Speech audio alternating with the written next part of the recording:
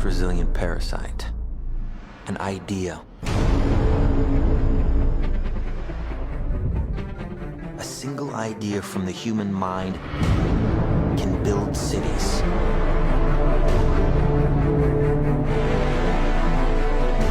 An idea can transform the world and rewrite all the rules. Which is why I have to steal it. He's hiding something, and we need to find out what that is. We gotta break out of here.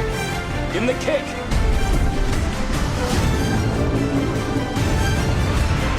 This was not a part of the plan! Wake me up! Wake me up!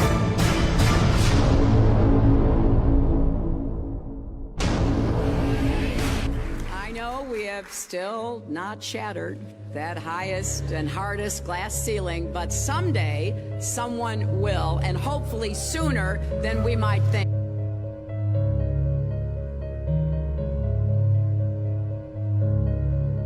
As the galaxies go whizzing by over the glass domed ceiling. Now tell me that doesn't work for you. If it's true, does it change how I live my life? This is something that is not an easy answer because of the magnitude of what we're talking about here. How it will change your life, first of all, when you understand it, is dramatic, to say the least. Will it change you from having to go to your job every day and the things that you typically do every day? No. But when this knowledge becomes more mainstream and these agencies are starting to be held accountable, and you understand that they're all participating in this, not just the United States government, not just NASA, but China, Russia, India, all of them have space programs. They all have the same symbolism. They're all doing the exact same thing to their citizenry. And the first thing you have to understand about this is that the deception goes all the way to the top. And when I say all the way to the top, you have to kind of get rid of the notion that the people at the very highest levels are working together.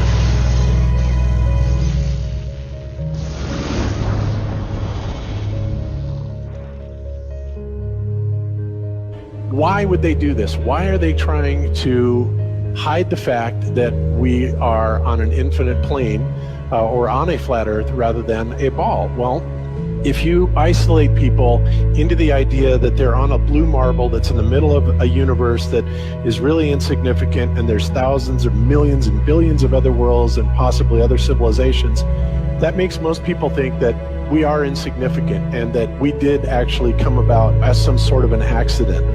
Now, when people believe that, their minds are much more malleable into being given the idea that there is no God, there is no creator.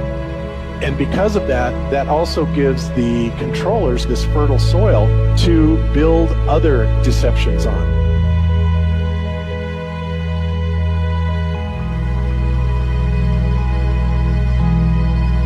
Why do you think that Truman has never come close to discovering the true nature of his world until now? We accept the reality of the world with which we're presented. It's as simple as that.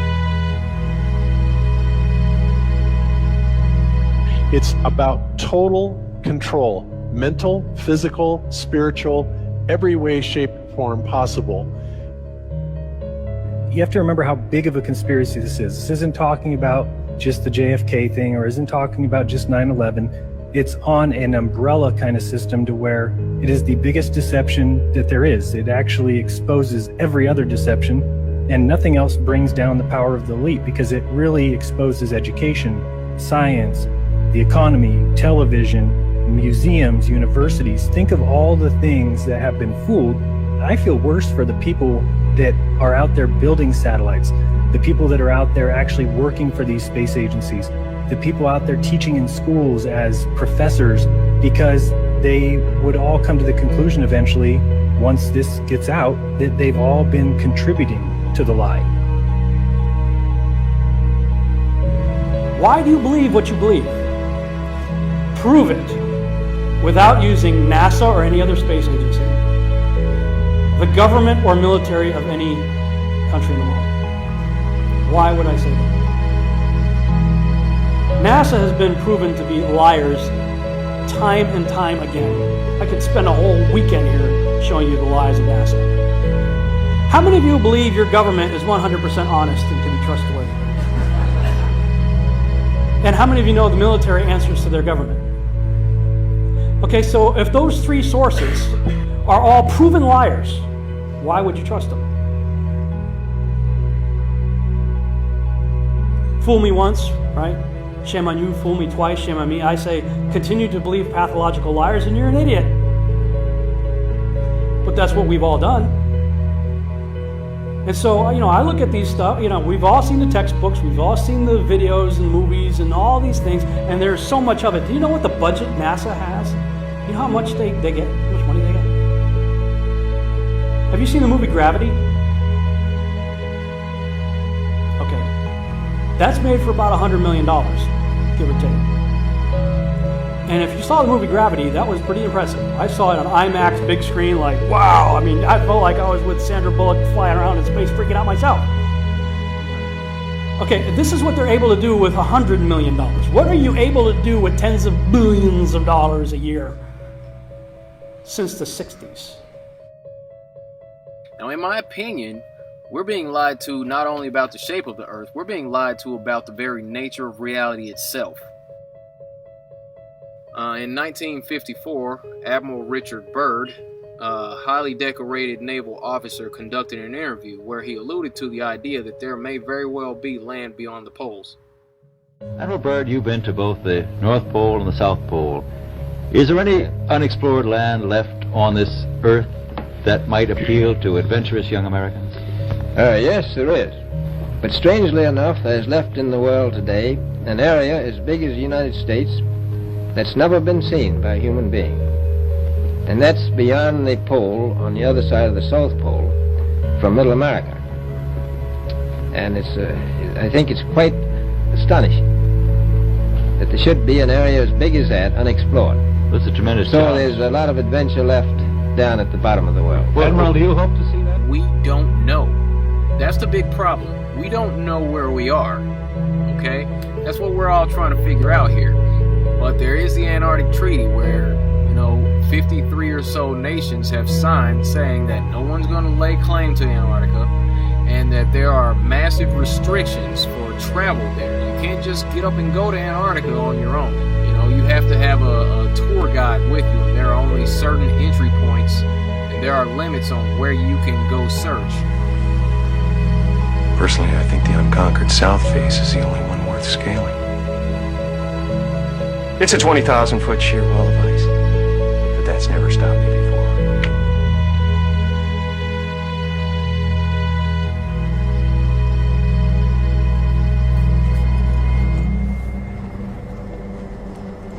Welcome.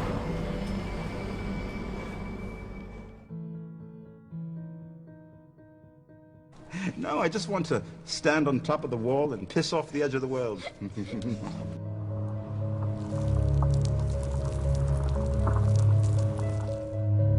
What difference does it make? What difference does it make?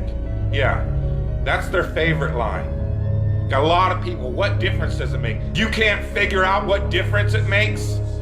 If you can't figure out what difference it makes that the people running your world are lying to you over and over your whole life, if you can't figure out that someone lying to you is trying to control you, suppressing of information, of knowledge, is control.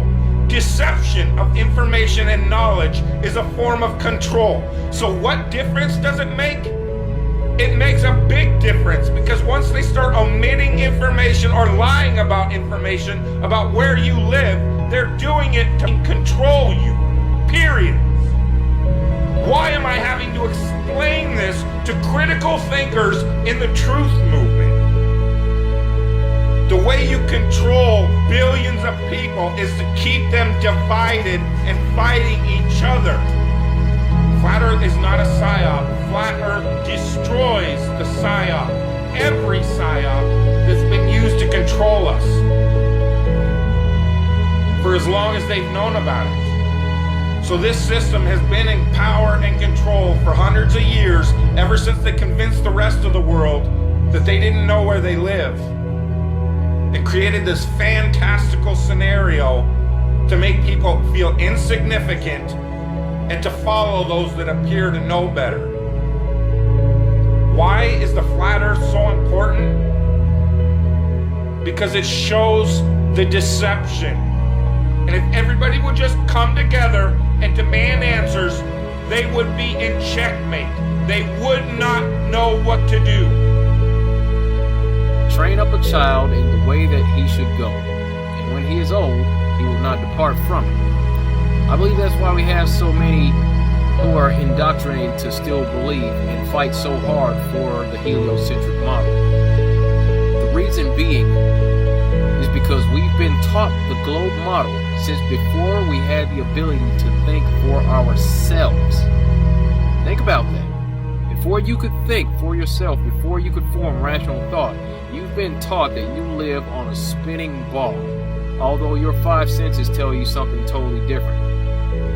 Our senses tell us that the earth is flat and stationary, that the sun and moon and the stars rotate above us just as we see, that they make their annual cycles in such a way that we can calculate days, months, and years of the passage of time, just like in Scripture. The earth in itself works like a well-designed timepiece, and we all know that any timepiece that we can think of has a designer. What if the lie is to hide the existence of that designer? What if they're lying to us about this because they're hiding God?